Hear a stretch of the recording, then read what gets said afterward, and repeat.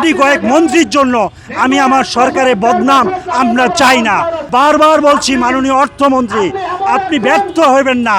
আপনি যে কথা দিয়েছেন সেই কথা আপনি পালন করুন। আমাদের বাচ্চারা স্কুলে বেতন দিতে পারছি না, ঘর ভাড়া দিতে পারছি না, না খাই আছি।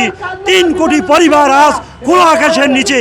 মাননীয় অর্থমন্ত্রী, আমাদের অভিশাপ যদি নেন আল্লাহর আকাশ পর্যন্ত পৌঁছে যাবে। আপনি মনে রাখবেন, বিগত সরকারকে এদেশ থেকে বিতাড়িত করেছে। আপনি আমাদের অভিশাপ নেবেন না। আপনি একজন ভালো মানুষ, আপনি আমাদের ছোট্ট দাবি মেনে নেন। হেয়ার কার্ড আমরা মানি না, হেয়ার কার্ড আমরা মানব না। আমাদের প্রথম দাবি হলো হেয়ার কার্ড। আপনারা জানেন আমাদের রানু আপু সংসদে উত্থাপন করেছে আমাদের চাহিদাগুলো। হেয়ার কার্ড মাননীয় অর্থমন্ত্রী মহোদয় আমাদেরকে কথা দিয়েছেন যে উনি হেয়ার কার্ড বাতিল করবে। আমাদের দাবি হলো গেজেট আকারে প্রকাশ করে প্রত্যেকটা ব্রাঞ্চ ম্যানেজারের কাছে চিঠি দিলে আমরা হেয়ার কার্ড বাতিল আমরা মানি নেব। আমাদের দাবি, আমরা হেয়ার কার্ড মানি না, হেয়ার কার্ড মানব না। মাননীয় অর্থমন্ত্রী, আপনি যদি ব্যর্থ হন তাহলে আমার মাননীয় প্রধানমন্ত্রী ব্যর্থ হবে। কারণ আমার মাননীয় প্রধানমন্ত্রী জনাব তারেক রহমান দীর্ঘ 17 বছর অনেক সাধনা করে ক্ষমতা এসেছে। আমরা ভোট দিয়েছি গুটি কয়েক এমপি, গুটি কয়েক মন্ত্রীর জন্য আমি আমার সরকারের বদনাম আমরা চাই না।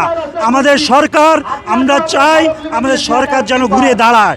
সুতরাং আমি বারবার বলছি মাননীয় অর্থমন্ত্রী, আপনি ব্যর্থ হবেন না। আপনি যে কথা দিয়েছেন সেই কথা আপনি পালন করুন, গেজেট আকারে প্রকাশ করুন। কারণ আমরা হেয়ার কার্ড মানি না, হেয়ার কার্ড মানব না। দীর্ঘ 9 মাস আমরা ছোট্ট একটা দাবি নিয়ে রাস্তায় রাস্তায় ঘুরতেছি। আমাদের বাচ্চারা স্কুলে বেতন দিতে পারছি না, ঘর ভাড়া দিতে পারছি না, না খাই আছি। 3 কোটি পরিবার আজ খোলা আকাশের নিচে। মাননীয় অর্থমন্ত্রী, আমাদের অভিশাপ যদি নেন আল্লাহর আকাশ পর্যন্ত পৌঁছে যাবে।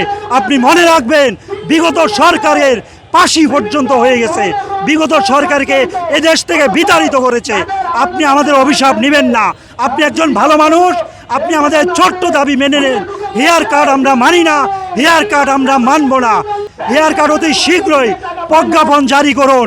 আপনি সংসদে বলেছেন, আলহামদুলিল্লাহ, আমি আবার রিপিট করছি, সংসদে আপনি বলেছেন আপনি প্রজ্ঞাপন জারি করুন। অতি দ্রুত আমাদের হেয়ার কার্ডটা শিথিল করে দেন। হেয়ার কার্ড মানি না, হেয়ার কার্ড মানব না।